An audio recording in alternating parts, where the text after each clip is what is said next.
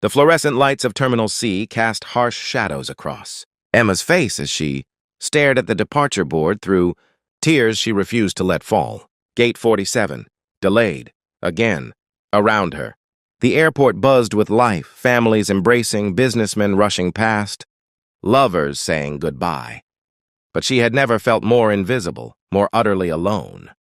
Her mother's funeral was in 8 hours, and she was stranded 3,000 miles away with a maxed-out credit card and a phone that had died an hour ago. She had exactly $17 in her wallet and a heart, so heavy she could barely breathe. Emma hadn't eaten since yesterday morning. The grief had stolen her appetite, but now her hands trembled as she counted her crumpled bills for the 3rd time. $17. Not enough for the overpriced sandwich. That might sustain her through this nightmare. Not enough for anything, really, except maybe a coffee to keep her awake through the waiting. She made her way to the small airport cafe, sliding into a corner booth where she could disappear into her own misery. The cafe smelled of burnt coffee and cinnamon rolls, a combination that would have been comforting under different circumstances. Emma ordered a small black coffee and nursed it slowly, watching the world move around her like she was separated from it by invisible glass. She thought about her mother's last words on the phone 3 days ago. "I'm so proud of you, sweetheart. You're going to do amazing things." Emma had been annoyed at the time, rushing to a meeting, promising to call back later. Later never came. "Excuse me, is this seat taken?" Emma looked up to find a man in his mid-30s, with kind eyes and a concerned expression standing beside her booth. He held the hand of a little boy, maybe 6 years old, with a mop of brown curls and chocolate stains on his dinosaur t-shirt.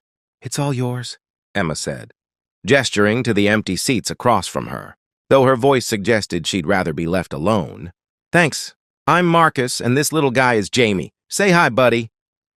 Jaime waved shyly, then immediately became fascinated with the sugar packets on the table, building them into a precarious tower. Emma managed a weak smile and returned to staring at her coffee. She didn't want to be rude, but she didn't have the energy for small talk. Not today. Marcus seemed to sense her mood. He ordered food for himself and Jaime, far too much food. Emma noticed and pulled out a well-worn book to read while Jaime colored on a paper placemat the waitress had provided. For a while, they existed in comfortable silence. 3 strangers sharing space, but nothing more. Then Jaime's tower of sugar packets collapsed, sending several sliding across the table toward Emma. The little boy giggled, and despite everything, Emma felt her lips twitch into something resembling a smile. "Sorry about that," Marcus said, reaching to collect the packets. "We're working on our engineering skills." "It's okay," Emma replied, surprised to find she meant it. It was a pretty impressive tower. Jaime beamed at her, revealing a missing front tooth. "I'm going to be an architect when I grow up. Like my mom was." Emma caught the past tense, saw the flicker of pain in Marcus's eyes, and felt an unexpected connection form. Loss recognized loss, even across a cafe table between strangers. The food arrived, and Emma tried not to stare at the burgers, fries, and apple pie that covered their side of the table. Her stomach growled audibly, betraying her. Marcus glanced at her nearly empty coffee cup, then at her face, and something shifted in his expression. "Hey, Jaime," he said, "remember how we talked about looking out for people?" Jaime nodded seriously, his mouth full of French fries. "I think I ordered way too much food. Would you maybe want some fries? Or we've got an extra burger here." Emma's pride warred with her hunger and exhaustion. "No, thank you. I'm fine." But Marcus had already pushed a plate toward her, and Jaime was sliding his basket of fries to the center of the table. "Please," the little boy said. "Daddy always says food tastes better when you share it." Something in Emma's chest cracked open. Maybe it was the kindness in the child's eyes, or the way Marcus pretended to be engrossed in his book to give her dignity, but she found herself accepting a fry, then another. Before she knew it, she was eating the burger Marcus insisted they couldn't finish, and tears were streaming down her face. "I'm sorry," she whispered, embarrassed. "I'm sorry, You don't have to explain," Marcus said gently. "We all have hard days." And then somehow Emma found herself talking. She told them about her mother, about missing the earlier flights because she'd been in a work meeting she couldn't leave, about her dead phone and empty bank account and the feeling that she'd failed. At the most important thing in the world being there, when it mattered most. Jaime listened with the serious expression. Children get when they know something important is happening, even if they don't fully understand it. When Emma finished, he tugged on his father's sleeve and whispered something in his ear. Marcus nodded, pulled out a small notebook from his backpack, and handed it to Jaime along with a crayon. The boy bent over the paper, his tongue poking out in concentration as he drew and wrote something. When he finished, he carefully tore out the page and folded it, then slid across the booth and handed it to Emma.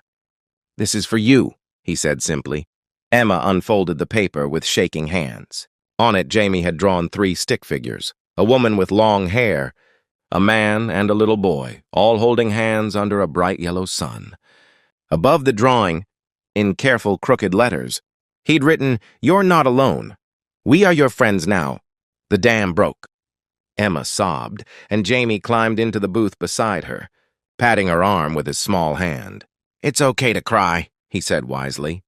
"My dad says tears are just love with no place to go." Marcus slid a napkin across the table, his own eyes suspiciously bright. "He's right, you know, about the friends part. Look, I don't know your whole situation, but nobody should go through something like this alone." Over the next hour, Emma learned that Marcus and Jaime were traveling back from visiting. Marcus's parents, that Jamie's mother had died in a car accident 2 years ago, and that Marcus had learned the hard way how crucial kindness from strangers could be during the darkest times. When Emma finally admitted the full scope of her situation, the delayed flight, the dead phone, the lack of funds, Marcus didn't hesitate. He plugged her phone into his portable charger, helped her rebook her flight for free using his airline miles, and insisted on buying her a real meal. "I can't let you do this," Emma protested. "You don't even know me." "No," Marcus agreed, "but Jamie's right. We're friends now, and friends help each other." When Emma's phone finally powered on, she found 53 missed calls and messages from relatives wondering where she was. Marcus lent her his laptop to respond to urgent emails while Jaime showed her his collection of dinosaur facts. The little boy's enthusiasm was infectious, and for the first time since hearing about her mother's death, Emma felt something other than crushing grief. 3 hours later, when they called Emma's flight to Chicago, she had a boarding pass, a full stomach, and a piece of paper with Marcus's phone number and email. "Let us know you made it safe," he said, giving her an awkward but genuine hug. Jaime hugged her too, fierce and tight. "Tell your mom's spirit that you love her," he whispered. "My dad says they can always hear us." Emma knelt down to Jamie's level, fresh tears in her eyes. "Thank you," she said. "You gave me something today that I really needed.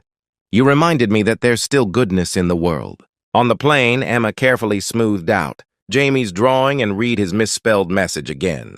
She thought about how she'd felt invisible just hours ago, how she'd been drowning in loneliness and grief, and then a little boy with chocolate on his shirt and wisdom beyond his years had reminded her of a fundamental truth. We are never truly alone if we're willing to see the humanity in others. She made it to her mother's funeral with an hour to spare.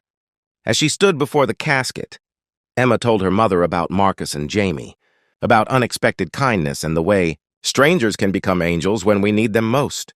She told her about the drawing she'd carry in her wallet from now on, about the friendship that had bloomed in an airport cafe during her darkest hour.